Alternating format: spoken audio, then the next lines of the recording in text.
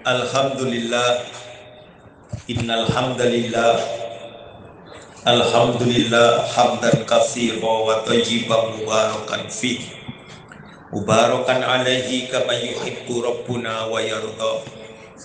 Allahumma salli wa sallim wa barik ala Muhammadi wa alihi wa sahbihi wa man tabi'ahum bi ihsani ila yaumiddin. Pada sesi yang kedua ini, tegar di atas sunnah ibarat menggenggam bara api.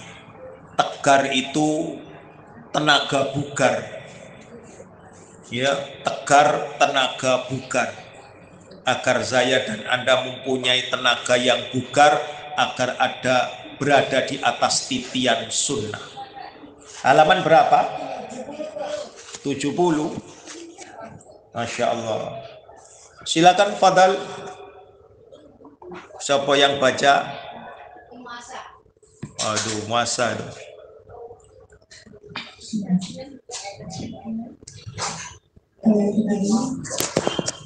Ini berat ya, tegar di atas sunnah ini berat. Tegar di atas sunnah halaman 69. Allah Subhanahu wa Ta'ala juga berfirman pada surat An-Nur ayat 63. Maka hendaklah orang-orang yang menyalahi perintah Rasul takut akan ditimpa cobaan dalam hatinya atau ditimpa azab yang pedih. Iya, tapi ayat ini kan dipotong toh.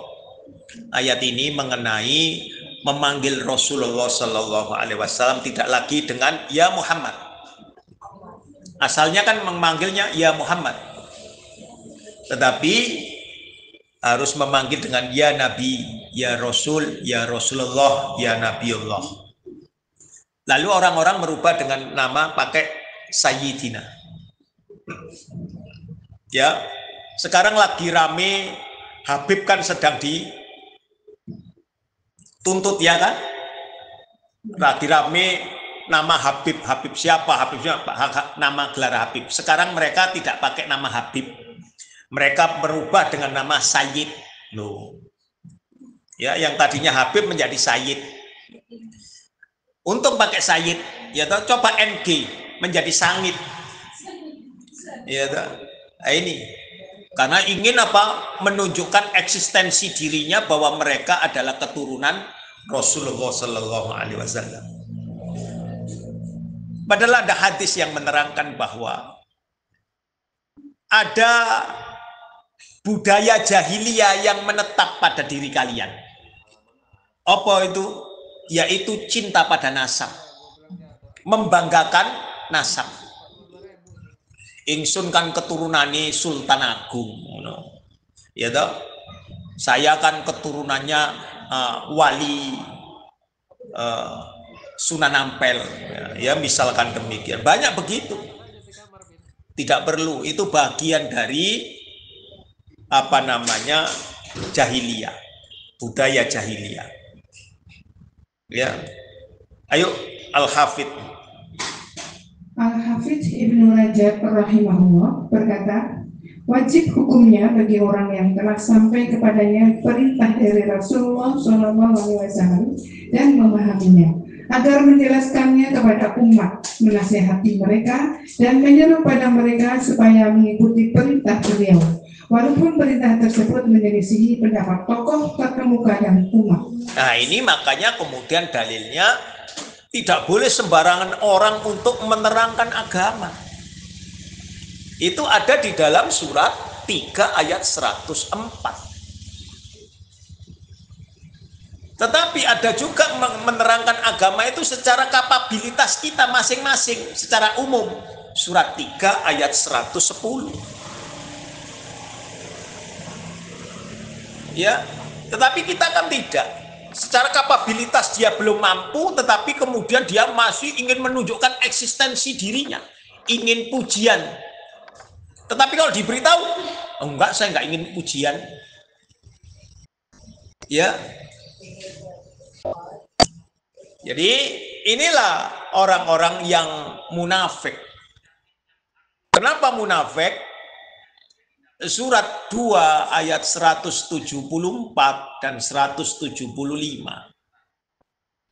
Karena mereka menjual agamanya ini dengan harga murah untuk disebut ustadz ustadzah, ya, ajengan, tuan guru, ya, seperti itu.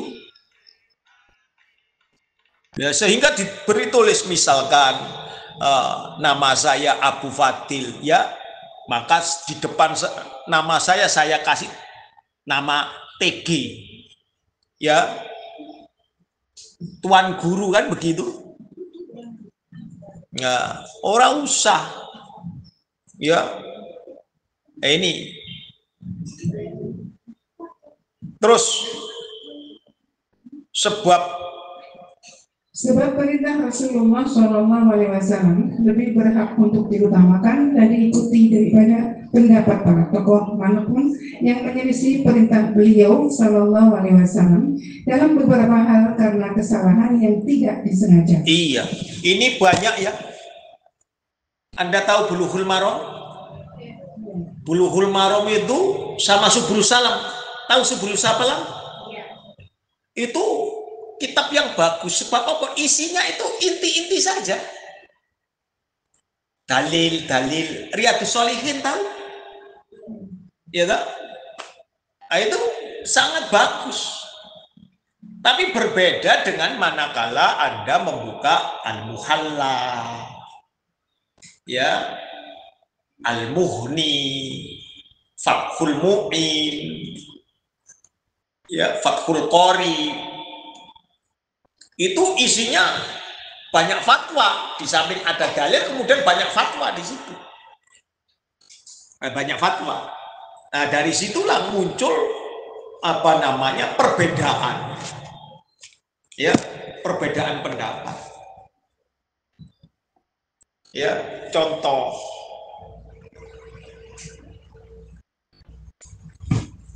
Imam Nawawi.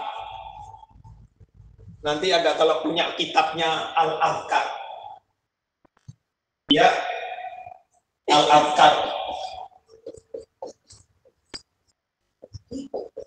Ini bagian istikharah. Istikharah.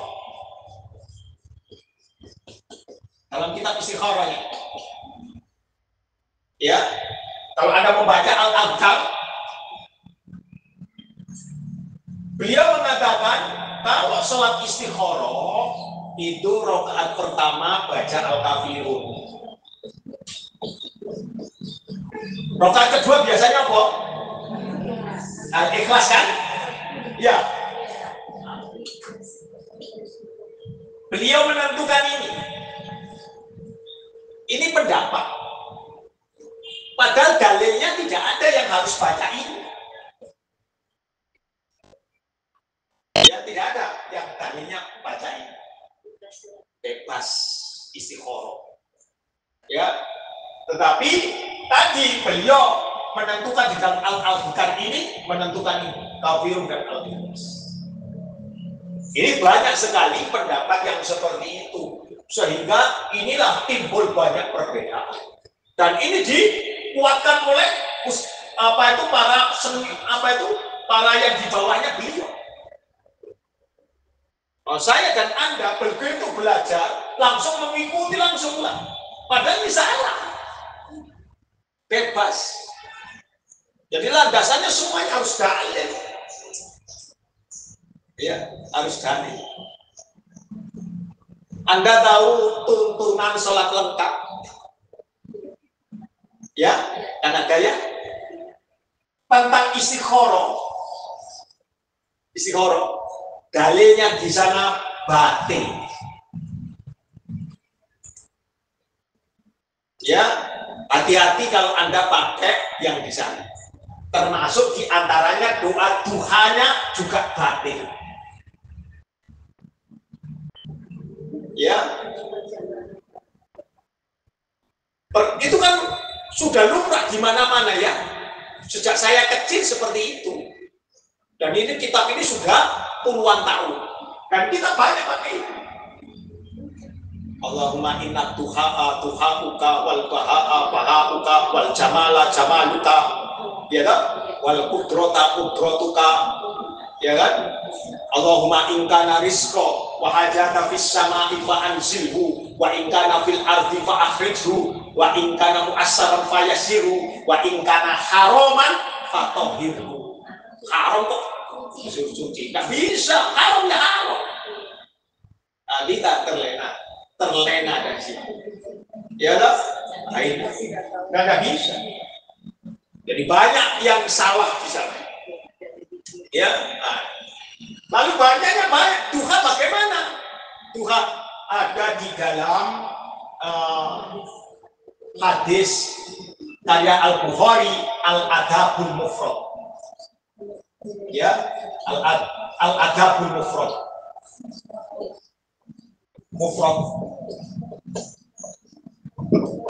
Ini satu juz. Ada dua kitabnya. Ada yang Sahih Al-Adabul Mufrad, ada yang Al-Adabul Mufrad. Ini satu juz kira-kira sebelnya seperti apa itu Lu'lu' wal Marjan. Ya.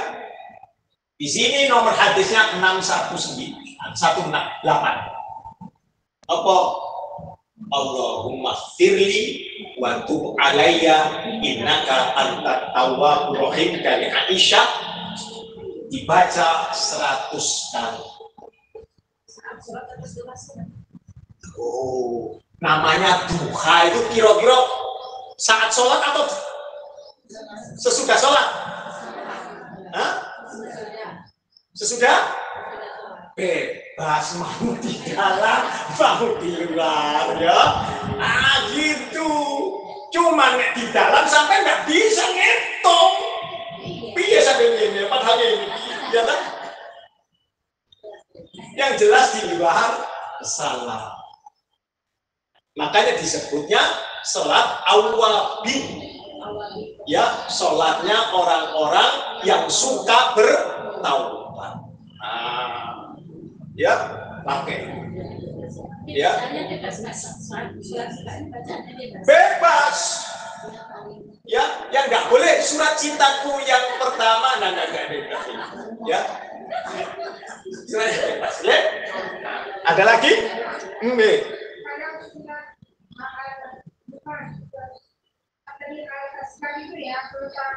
Al-Adkar.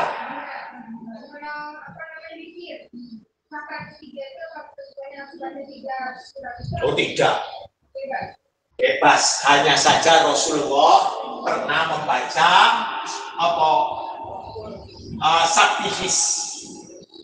Sabihis. Lalu apa? Hal katakan. Lalu apa? Ikhlas. Ini. Ada seseorang yang seadanya lagi, terus tahajudnya rajin, tapi dia nggak melakukan doa, katanya doa nggak diajarkan doa. Tidak apa-apa. Wong duha itu adalah sunnah. Iya, tidak apa-apa. Ada hadis Bukhari Muslim. Ada seorang laki-laki Jabri. Ya Rasulullah, berikan aku amalan yang menghantarkan aku kepada surga dan menjauhkan aku dari neraka. Lalu Rasulullah iman kepada Allah dan Rasul. Lalu yang kedua, sholat 5 waktu, kecuali jika engkau hendak menambahkannya dengan sholat sunnah. Zakat, ya, kecuali jika engkau melakukan sedekah sunnah. Yang keempat, puasa pada bulan Ramadan, kecuali jika engkau mau menambahkan dengan puasa sunnah. Berhenti sampai di situ, karena orang ini tidak mampu. Tidak mungkin bisa haji dan umrah. Lalu apa jawab orang ini? Ya Rasulullah, aku tidak akan mau menambah. Dan aku tidak akan mau mengurangi. Wis tas bandrol saja. Jadi wajibnya tok tanpa melakukan yang sunnah. Lalu dia pergi. Setelah dia orang itu pergi, Rasulullah mengatakan, sungguh dia akan beruntung jika jujur. Ya, mengerjakan yang wajib-wajib dong. Ya, itu. Ya. Jadi kalau duha pernah dikerjakan oleh Rasulullah, ya pernah, duha pernah dilakukan Rasulullah, cuman tidak rutin. Yang rutin adalah witir sama qobliyah. Oke, nah itu. Tegar di atas sunnah itu susah, Bang. Ya. Belajar untuk istiqomah, belajar tegar, tenaga bugar ya. Ayo kemudian, kalau tidak ada yang bertanya. Oke.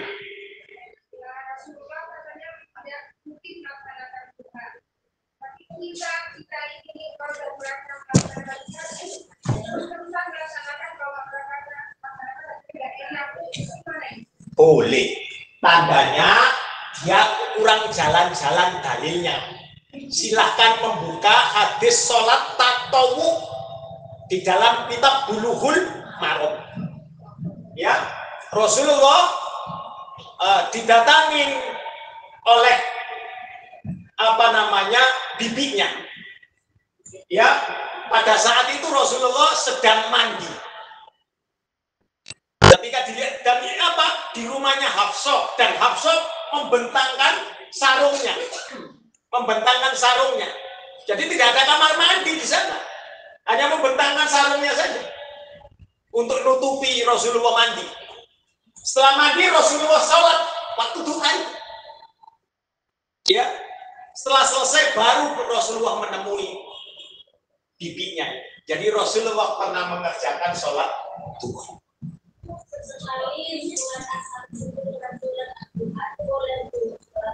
Anda menentukan sesekali boleh. Ingat ya, Anda pokoknya bukan sesekali, pokoknya Anda bebas. Perkara Anda tadi pakai asyam, duha, silakan. Tapi dari segi hati tidak boleh saya harus baca. Nah, itu yang perlu dalil. Oke? Jadi bacalah yang mudah. Lebih mudah lagi, mahmudah gitu ya. Pak tanya, jadi yang surat Allah dan surat Al-Ghasiyah itu apa? PT. Tadi kan ada bacaannya, boleh. Bebas sebenarnya ya, bebas. Ada lagi? Ayo kemudian. Oleh karena itulah para sahabat radhiyallahu anhum dan orang-orang yang telah mereka membantah setiap orang yang menyelisihi sunnah yang sahih, terkadang mereka membantahnya dengan keras. Nah, itu perhatikan betul-betul ya. Oleh karena itulah para sahabat dan orang-orang setelah mereka membantah setiap orang-orang yang menyelisih sunnah yang sahih, terkadang mereka membantah dengan keras. Terus, bukan disebabkan rasa benci terhadap orang yang dibantah, bahkan orang yang dibantah tersebut merupakan orang yang mereka cintai dan mereka muliakan. Maksudnya apa? Nasihat itu kita berikan kepada orang yang kita sayang dan kita cintai. Tetapi orang yang kita nasihati itu belum tentu mau menerima nasihat kita. Bahkan kita yang nasihati dimusuhi. Ya, dimusuhi. Lihat itu nanti cluenya musuh. Nanti Anda akan jumpa. Ada dua, orang kafir dan orang munafik. Ya. Makanya kemudian Rasulullah diperintah untuk memerangi mereka berdua dalam surat 9 ayat 73. Ya, surat 9 ayat 73. Ya. Makanya nasihat itu jarang sekali orang mau menerima. Padahal nasihat itu karena cinta dan sayang. Perhatikan betul-betul itu ya. Jadi nasihat itu kita mempelajari enggak apa itu tinggalkan kenangan sebelum pergi. Kita belajar itu enggak bukunya? Ada ya? Itu adalah nasihat. Itu karena mengalir. Jadi nasihat ini mengalir, pahalanya mengalir. Nggak usah kulaan ya, nggak usah kulaan, nggak usah pakai uang. Nasihat, ya, karena intinya nasihat itu adalah menasehati dirinya sendiri. Terus kemudian jika tidak ada yang bertanya. Meskipun demikian, Rasulullah SAW adalah sosok yang lebih mereka cintai, dan perintah beliau di atas perintah semua makhluk.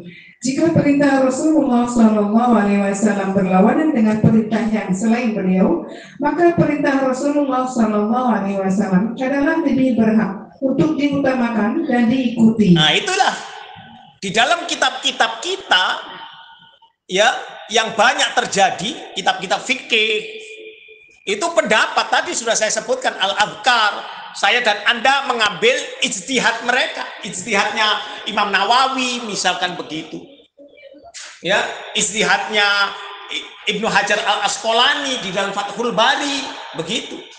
Padahal keliru itu, harus mengikuti Rasul. Ya, inilah banyak sekali kesalahan-kesalahan kita. Makanya dahulu itu tidak ada yang mencegah yai itu, tidak ada. Yai, mana dalilnya yai? Tidak ada yang berkata begitu santrinya. Ya, mereka percaya saja dahulu. Tapi sekarang ini banyak yang seperti itu, banyak bertanya, yai, mana dalil itu? Begitu. Apa jawabnya yainya? Wis to, percaya sama aku mesti selamat kamu. Lah keliru sudah. Ya, inilah banyak yang terjadi. Ada pertanyaan? Terus hal ini tidak menghalangi. Hal ini tidak menghalangi seseorang untuk memuliakan orang yang menyelisihi perintah beliau tersebut, meskipun orang itu adalah yang diampuni. Bahkan orang yang menyelisihi namun diampuni tersebut tidak akan benci jika perintahnya tidak ditaati apabila nampak bahwasannya perintah Rasulullah SAW menyelisihi perintahnya. Iya, ya contoh ustadz kita ketika ia dikritisi, ia marah. Padahal apa yang dia kritisi itu menyelisihi. Ketika dia menyelisih sunnah, ya, dia mengagungkan pendapatnya saja. Inilah al-ahwa, surat 45 ayatnya 23. Ya, inilah susah sudah. Ya belajar.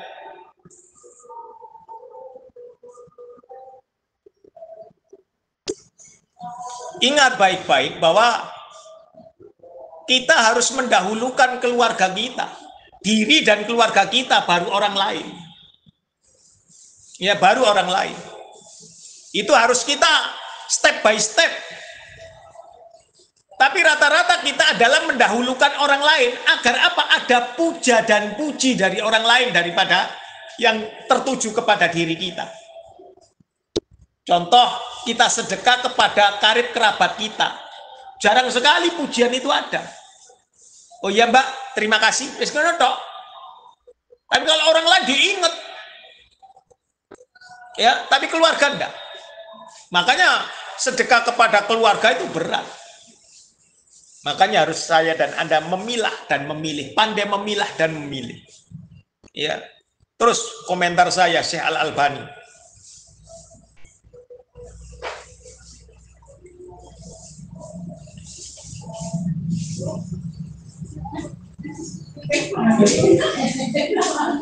Komentar saya, Syekh Al-Albani rahimahullah, bagaimana mungkin mereka bisa membenci hal itu, sedangkan mereka memerintahkan para pengikut mereka untuk melakukannya dan mewajibkan para pengikutnya untuk meninggalkan pendapat-pendapat mereka yang menyelisihi as-sunnah.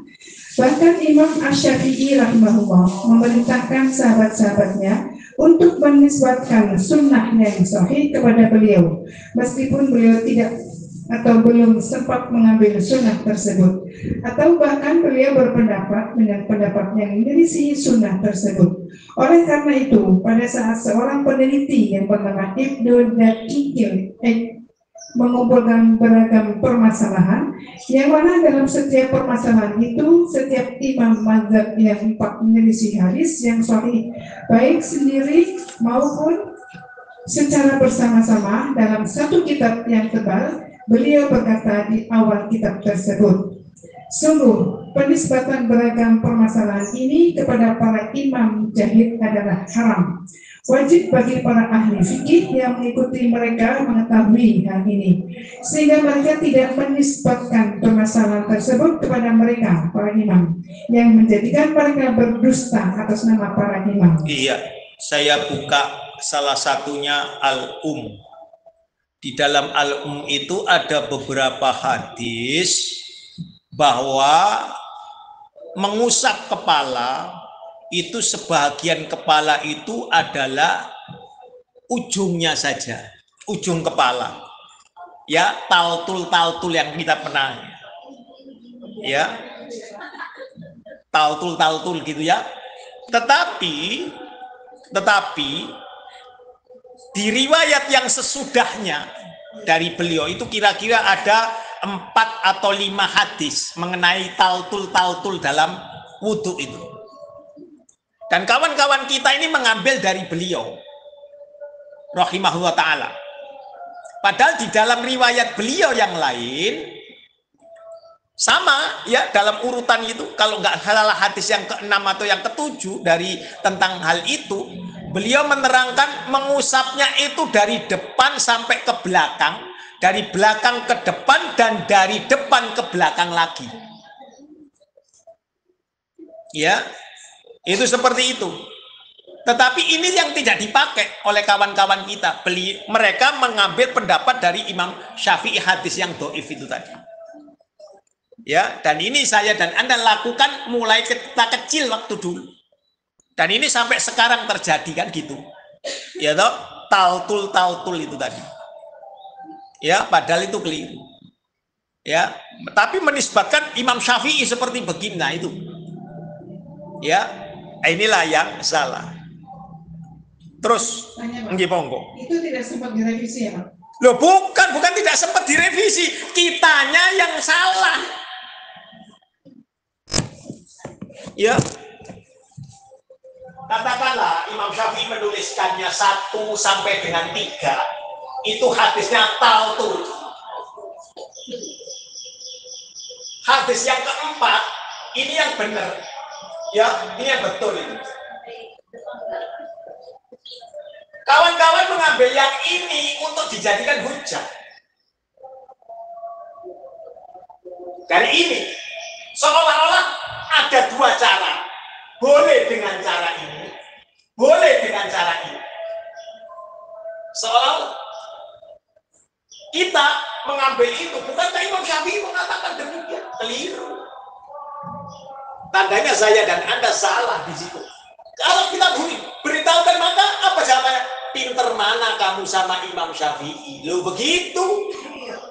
Rata-rata begitu. Sama dengan Imam Bukhari, berbeda dengan Imam Syafi'i. Ya kan? Apa jawabannya? Dulu mana? Lihat itu Buya Ar-Razi. Ya kan? Dulu mana Imam Syafi'i sama Imam Al-Bukhari? Begitu. Kalau sudah begitu susah. Tidak bisa diluruskan. Orang ini tidak bakal bisa lurus. Sudah jamin tidak bakal lurus. Ya, makanya mengajari orang dalam keadaan, mohon maaf, mendudukkan dirinya sebagai seorang yang ummi, ya, ummi dengan orang yang pinter, ya, ini berbeda. Ini surat 62 ayatnya 2. Nabi yang ummi, umat yang ummi. Tapi tidak sampai kemudian jadi umat yang pinter, saya takluk, saya menyerah. Kenapa? Tidak akan bisa sampai mau dinasehati, tidak akan bisa. Karena Anda sudah pinter. Surat berapa ini? Ada di dalam surat 3 ayatnya 19. Surat 45 ayatnya 17. Kalau sudah begini susah. Isinya debat. Isinya debat. Maka tidak bisa diluruskan. Ya, maka kalau sudah seperti ini, kembalikan kepada surat 2 ayat 272. Hidayah milik Allah. Ada surat Al-A'raf juga ada. Ya banyak ayat tentang petunjuk. Anak nanti pakai clue saja petunjuk. Ya, Allah yang memberi petunjuk. Ada pertanyaan? Terus yuk. Mutiara hikmah salafus soleh. 1. Abdullah bin Mas'ud rahimahullah. Beliau rahimahullah mengatakan, barang siapa yang ingin mengambil teladan, maka jadikanlah para sahabat Nabi sebagai teladan. Karena mereka adalah orang-orang yang paling baik hatinya, paling dalam ilmunya, paling sedikit pembebanan dirinya, paling lurus dalam meniti hidayah, dan paling baik keadaannya. Mereka adalah sekelompok kaum yang telah Allah pilih untuk mendampingi Nabi SAW. Maka kenalilah keutamaan mereka, ikutilah asar-asar mereka, karena sesungguhnya mereka berada dalam petunjuk yang lurus. Ya, itu dalilnya di dalam surat 4 ayat 115 dan surat 9 ayat 100. Ya. Lalu surat 2 ayat 137. Lalu Umar bin Abdul Aziz. 2. Umar bin Abdul Aziz rahimahullah. Beliau rahimahullah berkata, Rasulullah SAW menganjurkan agar mengambil petunjuk para imam yang mempunyai ilmu sebagai sunnah yang kita ambil karena membenarkan Al-Quran dan sebagai bentuk taat kepada Allah Subhanahu Wa Taala serta menguatkan agamanya. Barang siapa yang beramal dengannya, maka ia akan mendapatkan petunjuk, dan yang membelanya, maka ia akan ditolong. Barang siapa yang menyelisihinya, maka ia telah mengikuti jalan selain jalannya para sahabat. Maka Allah akan palingkan kemana ia berpaling. Akan Allah campakkan ke dalam neraka, dan neraka adalah sejelek-jelek tempat kembali. Ya Allahumma inna na'udzubika min azabinnar. Allahumma inna na'udzubika min azabinnar. Allahumma inna na'udzubika min azabinnar. Ya, jadi siapa saja yang menyelisih ini tidak akan pernah baik umat ini sebelum umat ini mengikuti umat-umat sebelumnya, yaitu umat Rasulullah SAW ketika mereka bersama Rasulullah SAW, yaitu para sahabat. Ya, lalu Imam Abu Hanifah. Ya, Imam Abu Hanifah rahimahullah. Beliau rahimahullah berkata, wajib bagi kalian berpegang dengan asar dan jalannya para salaf. Waspadalah kalian dari setiap perkara yang baru, karena sesungguhnya itu adalah bid'ah. Iya, Anda boleh lihat di dalam Bulughul Maram tentang kunut. Ya, ternyata senantiasa kunut subuh itu bagian dari bid'ah. Ya, itu Anda boleh lihat di dalam Bulughul Maram. Padahal Bulughul Maram ini adalah madhab Syafi'iyah. Ibnu Hajar Al-Asqalani Asy-Syafi'i, Ad-Dimashqi Asy-Syafi'i. Ya, tetapi karena beliau menuliskannya seperti itu dalilnya, maka ia dikenalkan Wahabi begitu. Padahal Imam Muhammad bin Abdul Wahab At-Tamimi rahimahullah ta'ala ini hidupnya jauh sesudah Ibnu Hajar Al-Asqalani. Ya, jauh sekali. Beliau ada 1200-an, Ibnu Hajar Al-Asqalani 700-an. Jadi beda sekitar 500 tahun. Tetapi dinisbatkan ke sana, kesalah, wong nggak ngerti ya. Inilah banyak di antaranya. Okay. Terus kemudian 4. Imam Malik rahimahullah. Beliau rahimahullah berkata, tidak akan baik akhir umat ini melainkan dengan apa yang telah baik oleh generasi pertama. Iya, ini sangat masyhur sekali ucapan beliau ini dari saya dan Anda ya. Terus Imam Asy-Syafi'i. Imam Asy-Syafi'i rahimahullah. Beliau rahimahullah mengatakan, Bid'ah itu adalah apa-apa yang menyelisih Al-Quran atau As-Sunnah atau asar dari sebagian sahabat Rasulullah Shallallahu Alaihi Wasallam. Maka jadikanlah setiap yang menyelisih ucapan para sahabat adalah bid'ah. Iya. Tapi ini karena tidak ada di dalam buku beliau apa itu Al-Um, maka mereka ini tidak mau menuliskannya. Ya. Padahal Al-Um itu sendiri yang menyusun adalah santrinya Imam Ar-Rabi'i. Ya, karena tulisan beliau ada di dalam tulang belulang. Lalu ditulis kira-kira 2 atau 3 karung. Lalu disusun oleh Imam Ar-Rabi'i menjadi Al-Um atau Ummi ya, Al-Um, induk, kitab induk. Lalu kemudian Imam Ahmad bin Hambal yuk. Imam Ahmad bin Hambal rahimahullah. Beliau rahimahullah berkata, pokok ajaran sunnah menurut kami adalah berpegang teguh dengan apa-apa yang telah ditempuh oleh Rasulullah Shallallahu Alaihi Wasallam, meneladani beliau, serta meninggalkan bid'ah, dan setiap bid'ah adalah kesesatan. Iya, ini ada dalam kitab Tauhid beliau, Usulus Sunnah. Jadi kalau Anda membaca Usulus Sunnah, itu baiknya juga membaca Syarhus Sunnah Imam Al-Barbahari. Yang kita pelajari kan Imam Al-Barbahari, tahu? Nah, itu Imam Al-Barbahari itu sendiri mengambil dari Usulus Sunnah. Ya, Usulus Sunnah, dan Usulus Sunnah itu apa namanya? Tipis bukunya. Ya, tipis sekali. Ya, Usulus Sunnah. Cuman nanti keterangannya panjang Usulus Sunnah. Ya, sekarang Imam Al-Barbahari, yaitu Syarhus Sunnah. Yuk. 7. Imam Abu Muhammad Al-Barbahari rahimahullah.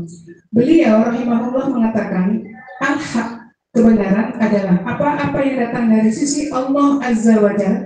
Sunnah itu adalah sunnahnya Rasulullah Shallallahu Alaihi Wasallam, dan jamaah adalah apa-apa yang para sahabat Rasulullah berkumpul dari para khalifah Abu Bakar, Umar, dan Utsman.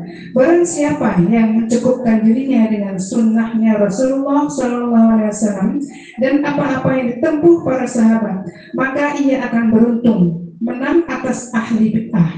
Badannya akan tenang dan agamanya akan selamat, insya Allah. Iya, itu ada di dalam Syarhus Sunnah poin 1 sampai dengan 3. Ya, itu ada di sana. Jadi itulah, selama saya dan Anda tidak mengikuti mereka, maka salah. Ya, tapi memang kita tidak bisa memaksakan orang, karena hidayah itu milik Allah. Ya, may yahdihillah fala mudhillalah wa may yudlil fala hadiyalah. Nasihat itu berat. Ya, nasihat itu sebenarnya karena cinta dan sayang. Ya, menghajar itu bagian dari nasihat. Ya, tidak ada orang menghajar itu karena benci. Rata-rata karena sayang. Karena ada dalil tidak boleh menghajar seseorang lebih dari 3 hari. Ya, karena tanpa sebab. Tapi kalau ada sebab 20 tahun, 30 tahun tidak ada masalah menghajar. Ya, itu. Yuk yang ke-8. 8. Imam Asy-Syatibi rahimahullah.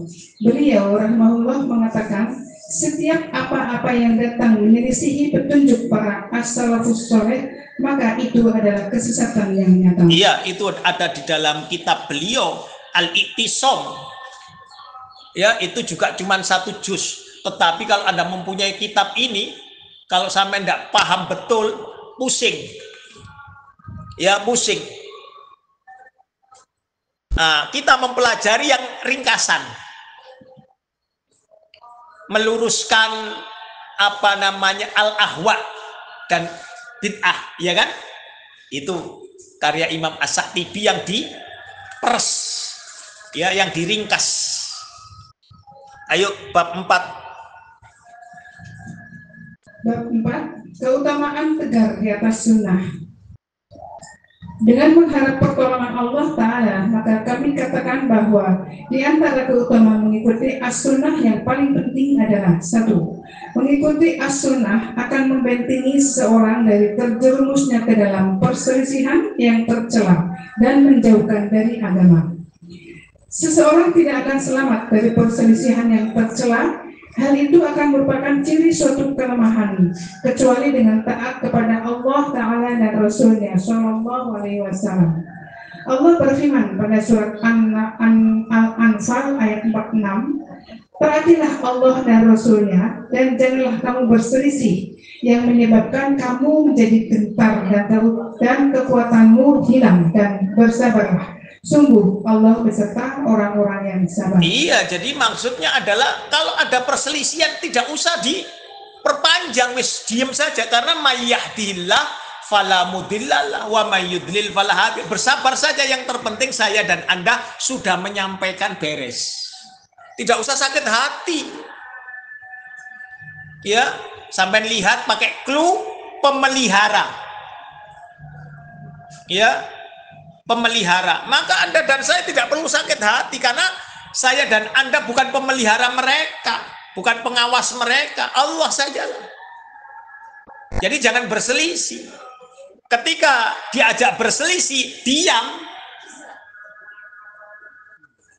Diam itu bukan kalah, ya, karena males. Karena akan berselisih nanti akan timbul apa? Perpecahan di dalam umat. Ya, percuma ngandani wong bodoh itu. Ya, lihat itu surat 7 ayat 199. Ya. Berarti ngandani wong bodoh itu ngeyel. Ya dah. Lalu kemudian yuk mengikuti dan mengamalkan as-sunnah. Mengikuti dan mengamalkan as-sunnah adalah salah satu bentuk ketaatan pada Allah Ta'ala dan Rasulnya, serta jalan keselamatan dari perpecahan yang tercela. Iya, tetapi saya dan Anda akan dianggap sebagai pemecah belah umat. Ya, antisosial. Oh, begitu. Ya, tidak mau bertetangga. Oh, padahal tidak masalah, maafi muskilah. Ya, triple S. Kalau dia menjadikan dirinya eksklusif, itu karena dia sudah terprovokasi kepada apa? Asobiyah, kelompok. Ya, sehingga dia tidak tenang kalau tidak dengan kelompoknya. Dan semua orang yang kekelompokan mesti tidak tenang kalau tidak dengan kelompokan. Itulah keliru. Ya, tenang-tenang saja, santai. Dan mengaku semuanya akan mengaku sebagai ahlus sunnah. Ya, ahlus sunnah semua. Tidak ada kajian anti sunnah. Ono. Ya, umroh sesuai sunnah. Itu lebay itu. Ya, lebay itu. Sebab apa? Seolah-olah dirinya yang paling sunnah. Buktikan saja. Tidak usah perlu begitu.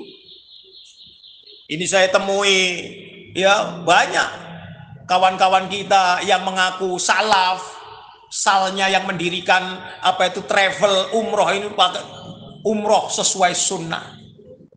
Iya tak? Hati-hati, menakar diri terlalu berlebih.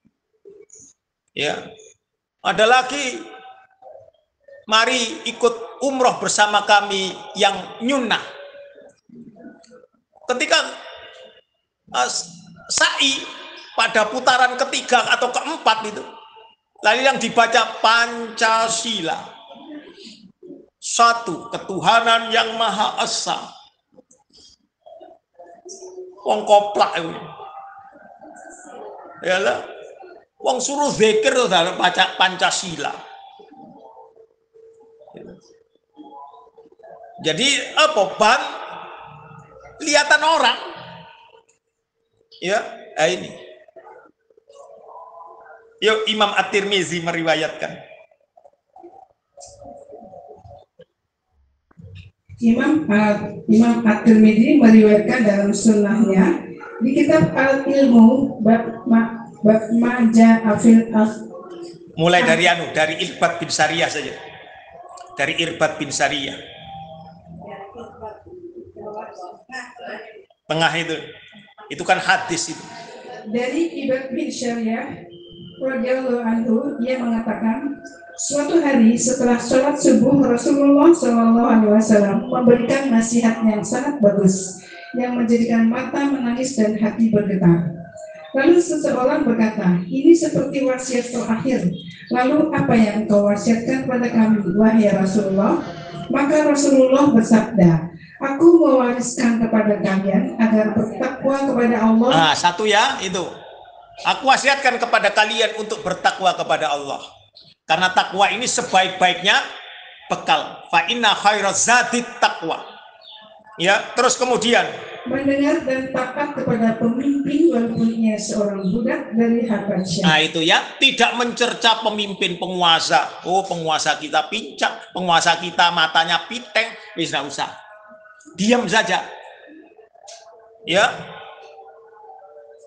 Sampean tidak perlu komen adanya makan bergizi. Wong sampean ndak nyumbang saja ke Milinti.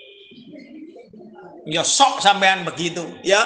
Seharusnya kita ini sebagai rakyat, katakanlah yang berkemampuan sedikit, membantu pemerintah itu mengadakan. Dan memang betul-betul Masya Allah, banyak anak-anak kita yang memang kekurangan makan bergizi. Bahkan orang tuanya pun tidak mampu. Ya, jadi orang yang menyinyir dan nyonyor terhadap makan bergizi itu, ya tak? Hanya orang-orang yang tidak bisa bersedekah. Punya uang tapi tidak bisa bersedekah, ya dia jadi nyenyer. Ya nyenyer, nyonyor, nyinyir itu. Ya, susah kalau sudah begitu. Padahal ini tidak boleh sama sekali saya dan Anda, ya, wajib dengar dan taat. Ya, kalau mencerca cukup dalam hati saja. Ya, tidak usah ngadep apa itu cermin. Ya, itu wajib. Kalau tidak maka Anda dan saya khawarij. Lihat itu Lu'lu' wal Marjan tentang khawarij. Mereka pandai baca Quran, sholatnya sangat bagus sekali, puasanya sangat bagus, tetapi dia kafir. Berdasarkan penyataan Rasulullah SAW, mereka kafir, murtad secara sembunyi-sembunyi. Sampai baca Lu'lu' wal Marjan, as-sahihain, muttafaqun alaih. Jadi hati-hati sampean. Ya, gitu. Terus, tanya Pak. Nggih. Kalaupun mencerca dalam hati kan akan dimintai pertanggungjawaban juga, Pak. Enggak. Wis, boleh, ada dalilnya, boleh. Tapi nek sampean wis ngomong walaupun di depan cermin, ya toh, sambil minger-minger di depan cermin kayak wong edan, akan dimintain pertanggung jawaban. Nggih.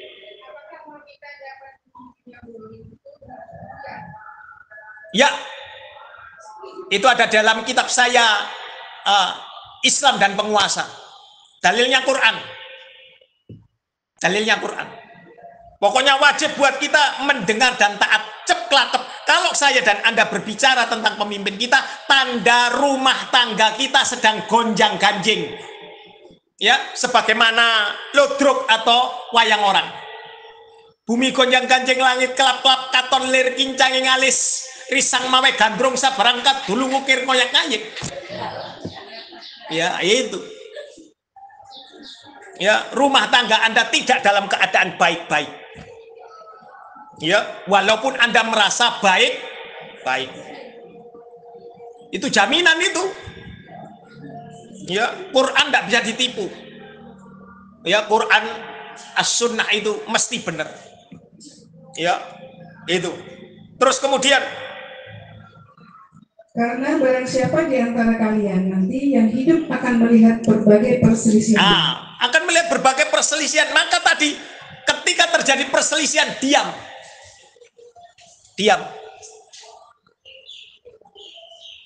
Ya, lebih baik diam.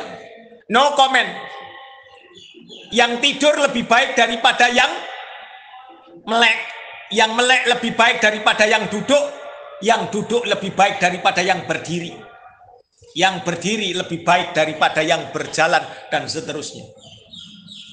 Ya, terus jauhilah oleh kalian hal-hal yang diada-adakan. Nah, termasuk perayaan. Zaman Nabi tidak ada, ya sudah. Diam saja. Tidak usah nyumbang, tidak usah apa-apa. Nek sampai nyumbang, sampai termasuk surat 9 ayat 71. Surat 9 ayat 67. Ya, itu. Padahal sampai merasa surat 9 ayat 71. Padahal sampai tergolong surat 9 ayat 67. Ya, karena sesat itu tidak sadar.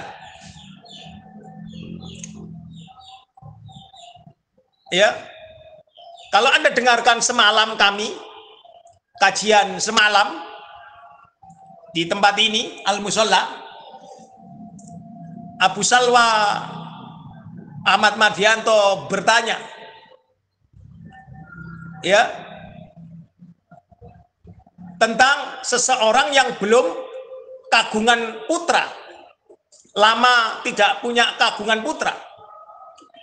Lalu ia menyarankan, bagaimana jika kami sarankan untuk menikah lagi? Ya toh? Saya bilang itu dalil sunnah.